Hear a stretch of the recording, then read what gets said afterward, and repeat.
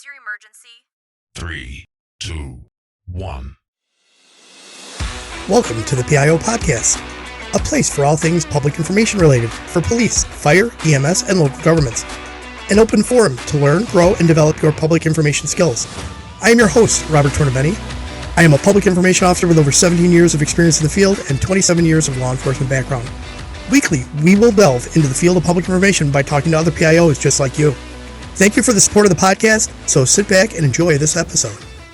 Today on the PIO Podcast, we'd like to welcome PR expert Molly McPherson. Molly, welcome to the show. Hey, thanks. Happy to be here. Molly, thank you for being on. I happen to notice that you are author of the book Indestructible, Reclaim Control and Respond in Confidence in a Media Crisis. There have been a lot of media crises going on right now with a lot of very high-profile people. As a media person that handles the crisis end of it, from a public information officer's perspective, do they handle those crises? Because we're going to get them. I mean, I've had them in the multiple agencies I've worked in, but I'd like to hear it from your perspective because you're the expert. Well, I mean, coming from a background being a PIO, even though there are a lot of big crises that are happening out there, and I think for the average PIO, public information officer, public affairs officer, they don't think they're ever going to experience a crisis. But everyone is always monitoring their reputation, and every reputation is at stake every single day, particularly because of social media. It's just a matter of what the algorithm wants to focus on and what the news happens to focus on. So don't assume that if you're tucked away safe in some agency, either a state or a federal agency, that it's not going to happen to you. But yes, definitely. Nowadays, there's crises in almost every single sector. Absolutely. And your husband was in the Coast Guard. I have a son that's in the Coast Guard, and then I happen to notice that you kind of cut your teeth as a FEMA public affairs specialist. Yeah. So I have to correct the record, though. It is a former husband who is in the Coast Guard, but my current daughter, and only, she's not my only daughter. I have 3 daughters, but my daughter just graduated from the Coast Guard Academy, and she served. So it's interesting, having been a trailing spouse for 20 years. I was, so familiar with the Coast Guard. I felt like I was serving in the Coast Guard, if you will. But to go back now and experience it through the academy, I was on the board, the parents board there, and now as she serves. So we talk about the Coast Guard as well. Yeah, my son's stationed out in San Diego. Absolutely loves it. Yeah, he just loves it out there. Oh, well, I have to ask, what is he? Is he stationed on a boat? He is actually in a special drug unit. He's in a TACLET unit. So they do, he's all over the Caribbean, and depends. He's on a Dutch boat, U.S. Navy boat, a Coast Guard boat. He's all over the place. Oh, wow. So officer or enlisted? He's an enlisted. He's a petty officer. Petty officer. Does he like it? Yeah. He loves it. I bet he does. I bet that sounds fun. Yeah. So Molly, I want to talk about one of the things that really the reason I wanted to talk to you is I caught you're doing all your talks on social media, on TikTok particularly. You are known as a PR lady on there. You're always giving a review of something that happened, whether it's, I saw you do the thing about Jay-Z yesterday. I see you talked about the CEO the other day. There's a lot of going on. You talk about these, and I love the way you do them on there. What's the benefit for covering those? Well, thank you so much. As a matter of fact, I just, had a call this morning. I'm a Forbes contributor, and we had a call talking about, how to use social media. And they had me highlight, TikTok as one of the ways to, promote, your, information. In our case, is our articles. And what I said about the medium is, most people might dismiss it as just a young person's medium where everyone just talks about whatever's trending or, get ready with me. But I find it to be the most powerful social media network out there simply because the algorithm drives so much of that information. That's what intrigues me about it. So I don't use social media as a typical user. I like to find trending stories, news stories, breaking news stories that everyone's talking about and that the algorithm is following, and then pull out the media crisis or public relations lesson. I really like the way you do it. Every time I follow you all the time. I love seeing the things that you're doing. And I've learned quite a bit since I've started following you. So I do appreciate it. Social media is one of the things that PIOs and a lot of agencies struggle with sometimes because they just want to push content out there and they're not giving any thought to how their audience is going to, absorb it. So how can they use a platform to make sure they're effectively communicating?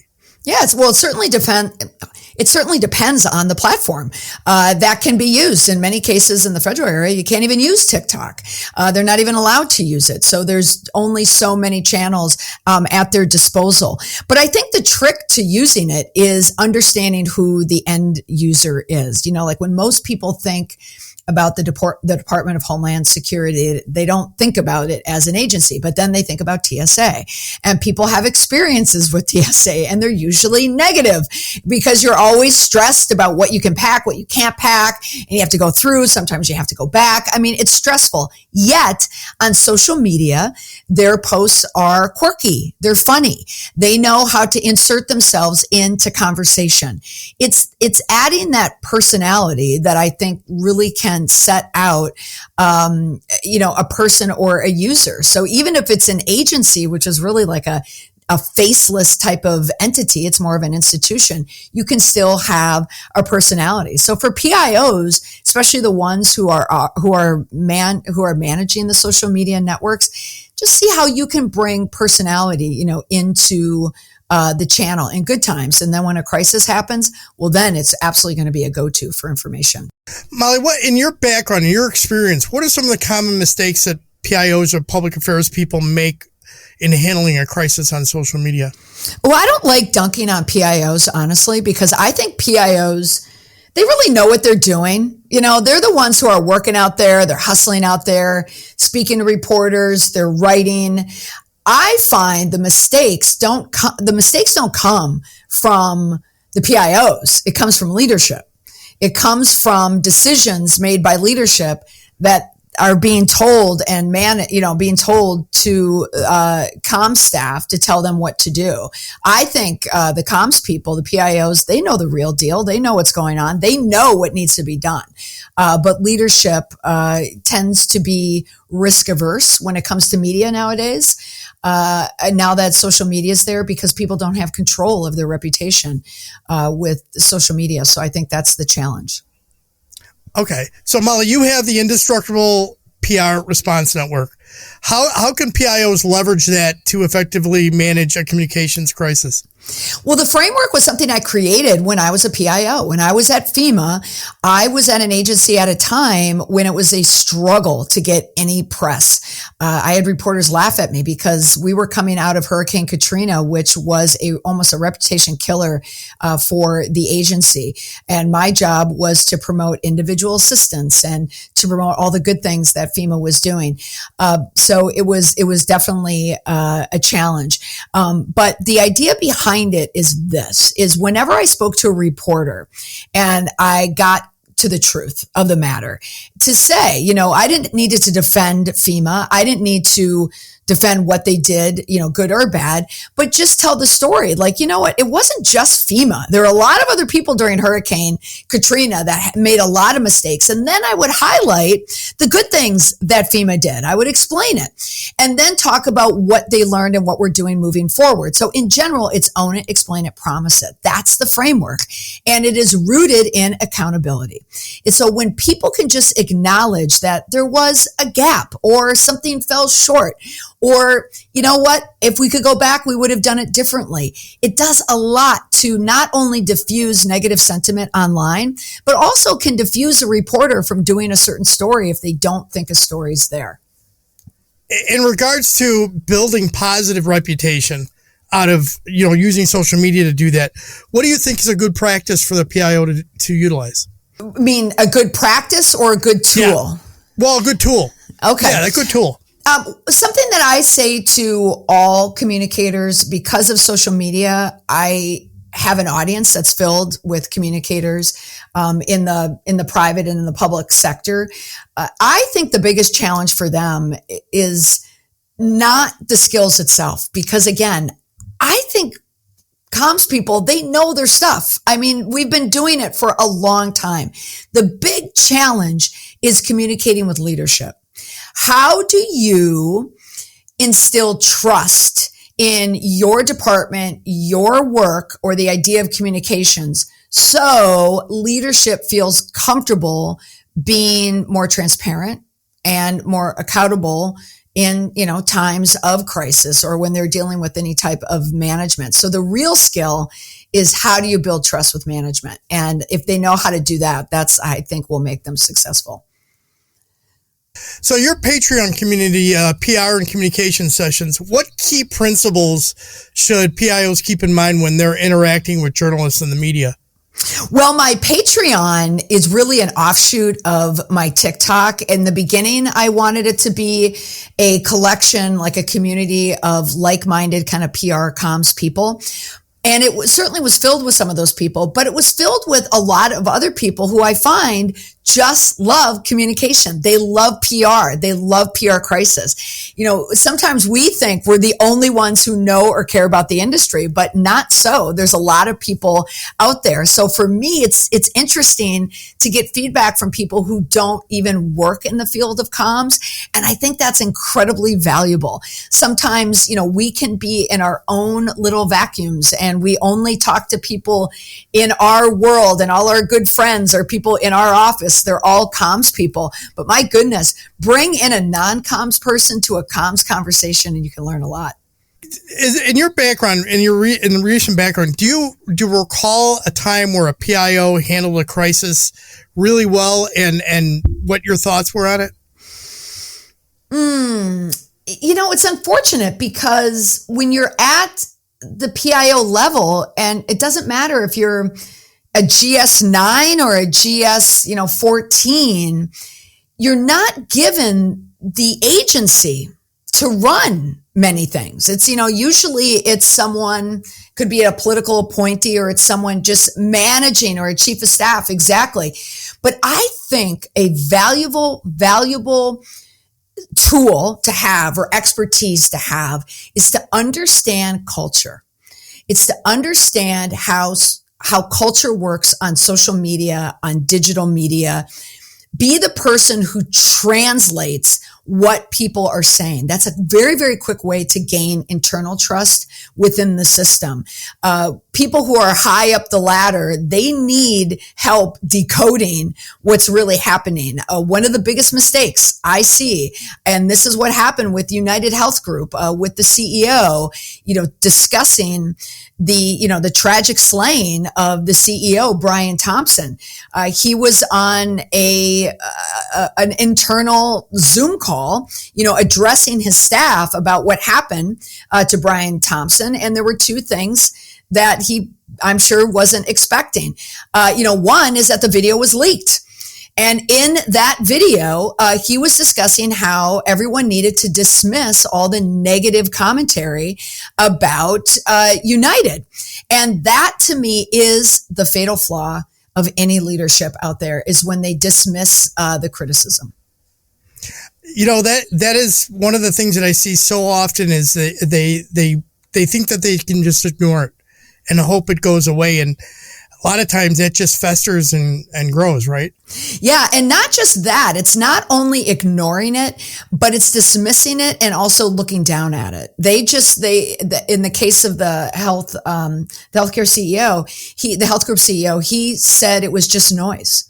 It was just meaningless noise, but it's not. Buried underneath the snarky memes, the cruel comments about a death of a CEO, there's a lot of valuable feedback and insight about the healthcare industry and the processes within United Healthcare. There's a lot of learning that can be found in criticism. And now, a word from our sponsors. Increase your social media reach and streamline your workflow with Social News Desk, the social media management software trusted by government agencies across the country. Publish effortlessly and securely across multiple social networks, including Nextdoor. Stay connected with social listening, engagement, and reporting tools all in one place. And here's an exclusive offer just for PIO podcast listeners. Get 3 months free when you sign up. Head over to socialnewsdesk.com/PIO to get started today. And now, back to our episode. Let me ask you this about the United Airlines stuff. All the crisis that United Airlines has had over the years. They were on the news last night, and they were talking about the continued problems that they have. Why do you think that they're still having an issue, reinforcing to the public that they're taking the appropriate steps to make sure the planes are safe and they're not going to be at risk for crashing? Yeah, there are two areas there that I think impact a reputation, in particular when you are looking at a large company like United. First, it's just the sector. The travel sector attracts a lot of interest. A lot of people travel, so it attracts a lot of news stories. If there's a storm or there's delays, and then when there is a big storm, we're looking for the stories within that. Like when Southwest Airlines had a complete meltdown over the holidays. Oh, speaking of, here's my ensign calling me right now. That was a big story that stuck with Southwest. Same thing with United Airlines, with the CEO dismissing a passenger, Dr. Dow, who was, dragged down the aisle of the airline. People have long memories. Crises have a way of leaving a mark, if you will. That's the stuff that doesn't wipe away. The details of a crisis fade, but not the bad decisions. So for United Airlines, there's a lot of people who still remember the CEO's response. Oscar Munoz, I believe, is the CEO, his dismissal of that passenger. That's what people remember. So when negative things happen to like a United, then, this is the broken airline. This is the mismanaged airline. And it tends to pile on. Reputation, public opinion is so fluid. So that's why it's so important to get the response correct the first time. Thank you, Molly. Hey, in your book, your Indestructible PR Crisis Playbook, it was designed to help people turn social media crisis into an opportunity. How do PIOs reframe a crisis into a chance to build trust and strengthen relationships? Yeah, the PIO, depending on where they're working, it's assumed that they do have connection to their stakeholders, ultimately who their stakeholders are. And in some cases, they can actually go out in the field and meet them. In my case, when I was at FEMA, I got to travel to disasters, before storms hit and after the storms hit. So I got to see the stakeholder face to face. I got to hear the good things about FEMA. I got to hear the not so good things about FEMA. PIOs connecting with their stakeholders anywhere they can will always be helpful. It will form the thinking around any type of communication campaign. PIOs struggle with that hierarchy and where they feel that they don't have a lot of agency within their agency. They just show up to do a job. But the more that you can connect with stakeholders, understand what their pain points are, but also understand why they love you, and then try to weave that into your communication as much as possible. That's effective communications for this day and age. Molly, when you worked for FEMA, one of the things that I read that you did is you pushed to go out to the scenes and interview people and tell the story of FEMA staff out on the ground. I think that storytelling is something that PIOs need to do more of, and they need to connect. That's their way to connect. That's in my opinion. And that was a great way for you to do it. Oh, absolutely. And it's funny that you even bring it up, because really the reason why is because I hated sitting in an office all day. I hated sitting in C Street, sitting on C Street in a building. I wanted to go out. My gosh, if you work for FEMA, you don't want to sit in a cubicle. You want to go out where the action is. And I was able to advocate for that. I said, what? social media is coming. We have Twitter. Digital is a thing now. I think we can repair a lot of our reputation if we just go out in the field and film our stakeholders. And it just so happened that I advocated that I would be the person who would do that. And it worked. I had a great boss in Marty Bahamonde who said, sure, go ahead, put on a backpack. And I was a backpack journalist before they exist. And I got to meet the stakeholder face to face, and it transformed my career. Outstanding. All right, Molly, let's change this up. I got to ask you some quick rapid fire questions. All okay. Right? Texting or talking? Ooh, talking. Movies or books? Audiobooks. Coffee, tea, or energy drink? Definitely a latte with no sugar in the morning. Adult drink of choice? Oh, I thought you said adultery. No, no. Adult drink of choice. Ooh, I would say that could have been a PR crisis. Yeah, I would say a Moscow Mule. If you could have a superpower, what would it be? Well, I possess a superpower, which is I have the ability to get anyone to tell me anything. But if I could be a superhero, I would love to be invisible. Nice. Ask permission or beg for forgiveness? Ooh, beg for forgiveness. What place do you most want to travel to? Oh, so many places, but right now, someplace that's warm. Yeah, I agree with you. What's your favorite way to relax after a long day? Ooh, I love going on walks or a run. Nice. If you could choose to have coffee with any living or deceased historical figure, who would it be? John Lennon. Oh, interesting. Final thoughts, Molly. What key points would you like our listeners to take from today's interview? If there's a key point, one, definitely follow me on TikTok or read my articles on Forbes and reach out to me, join the community. Because I love the community. I love being able to talk to people who are all like-minded people. That's the best thing. But any, I guess, piece of advice that I think really resonates is one that speaks to a pain point. And I think a lot of communicators out there, a lot of PIOs out there don't think they are of value or they're not heard. Definitely speak up. Tell people what your skill set is, your talent, and just listen. And social listening counts as well. Yeah. So the question is there a piece of wisdom or a motto that you live by? I live by a motto that was given to me by my grandmother. She said two things to me growing up. One was, oh, what a tangled web we weave when first we begin to deceive, which is all about why you shouldn't lie. But also she would utter a phrase. It was from a poem by Edwin Markham.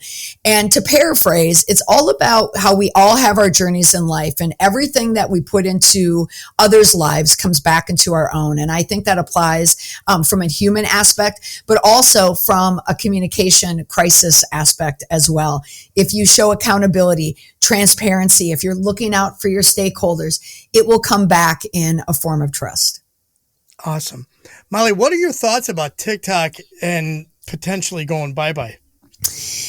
Well, certainly I don't like it. I mean, I love the app, not just as a user, as a content creator, but I love it because I learn so much. I really find it to be more informative than going to a search engine.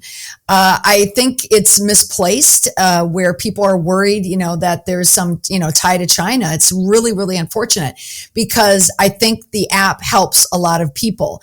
But certainly if it does go away, there's always going to be another app or perhaps a US buyer. But that type of technology and algorithm, movie kind of video mixed with content and information is powerful. So it will still be around in some form. Yeah, I'm sure YouTube or Instagram, one of the two, or a new one will pop up somewhere. Molly, best place to reach out to connect with you is by one of your socials, whether it's TikTok or, right? Yeah, absolutely. You can find me on my website, mollymcpherson.com, or any of my social medias. I have everything on all my social media, link in bio. And I will add all that in the show notes. Molly, thank you very much for being on the show. Thank you so much, Robert. Appreciate it. I appreciate it. Thank you.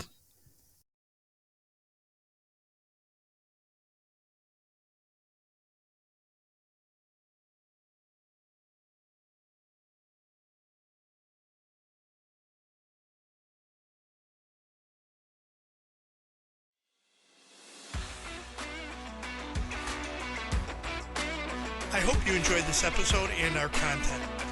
If you are listening on a platform that allows reviews, please give us a review. We read all reviews and your feedback is essential.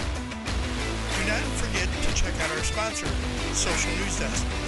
Thank you, Social News Desk, for their sponsorship and their offer to all our listeners.